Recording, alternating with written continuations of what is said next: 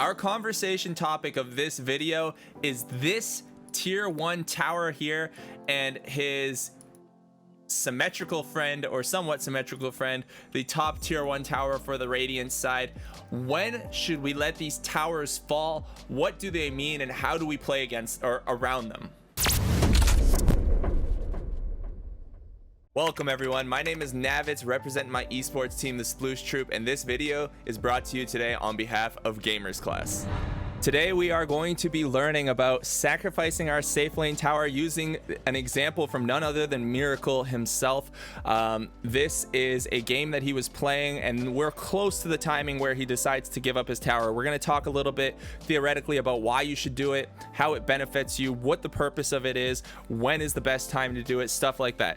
So first off, who should be sacrificing their towers? This particular video is about the safe lane. Now, sometimes other lanes can sacrifice their towers as well, but the safe lane in particular, a lot of the times you're against heroes that are very strong in your lane and they force you out, or they win their lane and you gotta leave. It is because you're a safe lane carry and your timing is usually the mid game to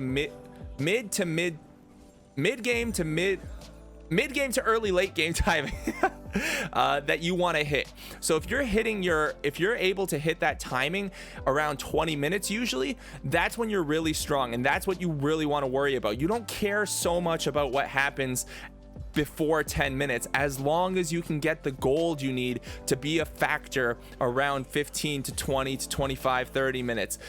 You need the gold early to get your farming items so you can get more gold so that you can kill the whole enemy team later in the game. Now we see here there's two heroes in Miracle's lane, pretty hard for him to deal with. So this is the first time he's going to leave his tower for a little bit in this game, and he's just going to farm the safest place in the map, and that's going to be a small camp.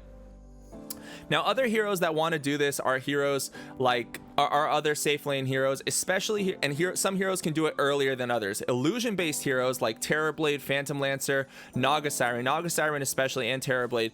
Naga Siren and Terrorblade can leave their lane around like 5 minutes and start farming the jungle, and they can get more farm in the jungle than they can in a contested lane.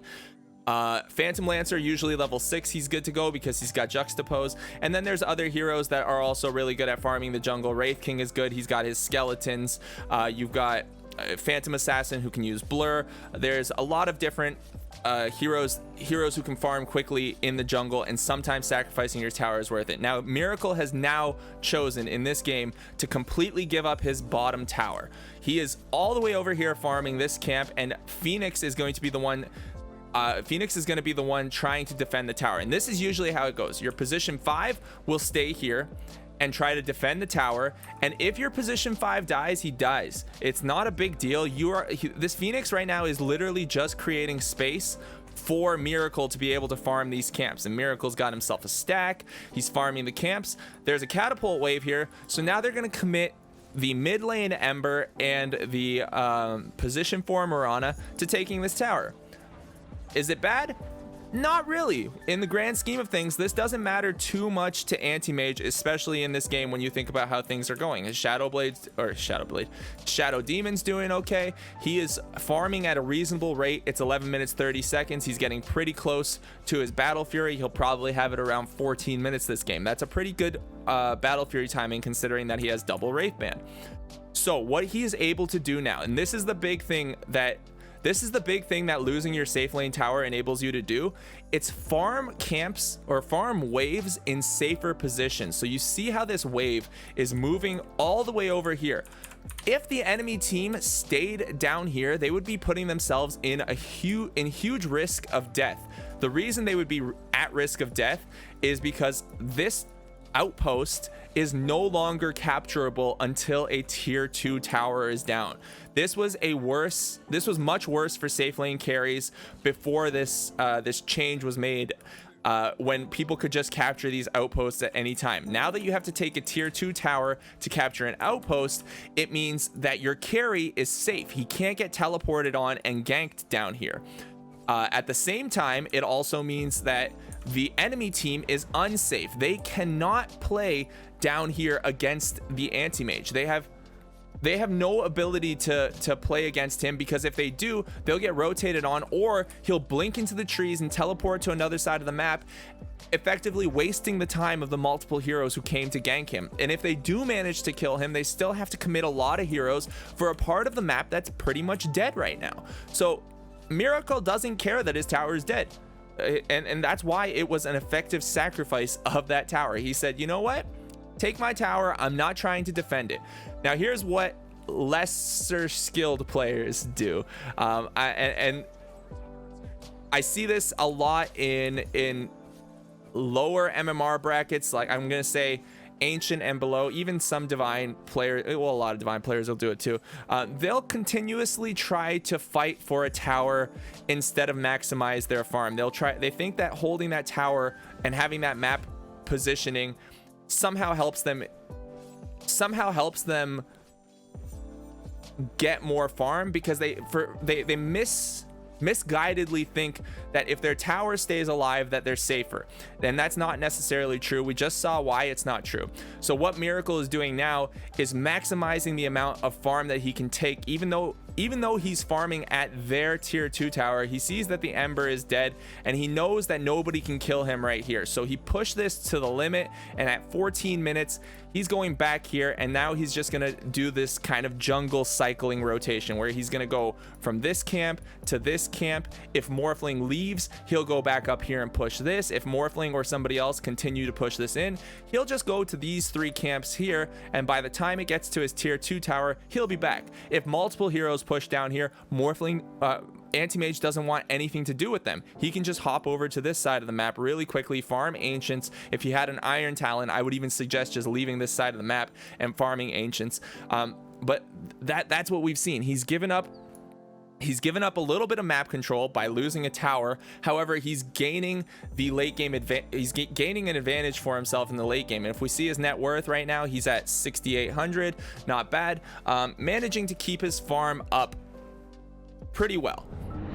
So one more thing to consider is the type of heroes that you might have to sacrifice your tower against, and it's usually going to be heroes who dominate lanes.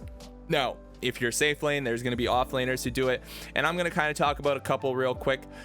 If you fall behind in lane, sometimes you get forced out and you're forced to lose your tower quick. Don't stay there and die over and over again.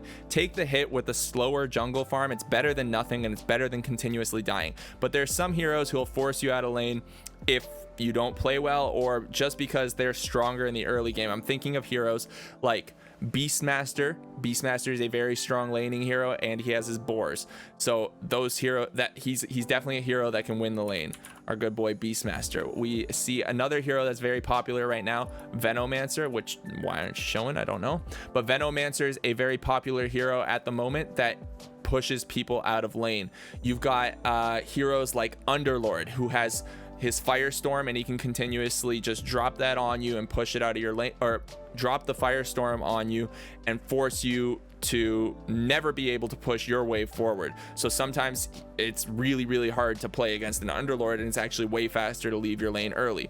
Other heroes like Timbersaw, even Tide, Sand King, these kind of heroes that can win the lane. They have AoE spells, they have ways of pushing you. Nature's Prophet with the Treants, or you could have a really hard combination that you're playing against. Let's say the position 4 is somebody who combos really well with the position 3, and that's just too hard for you to deal with. Like, let's say there's a stun plus a Lina, you know, like that's really hard to deal with.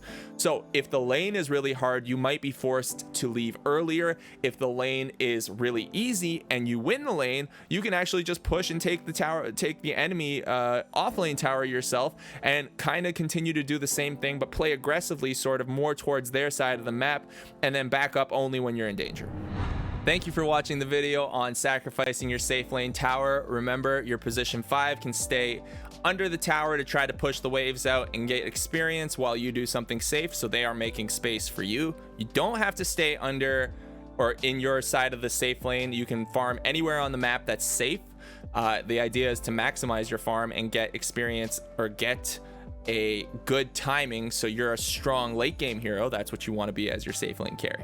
My name is Navetz. I hope to see you guys again for the next video. Until then, one love.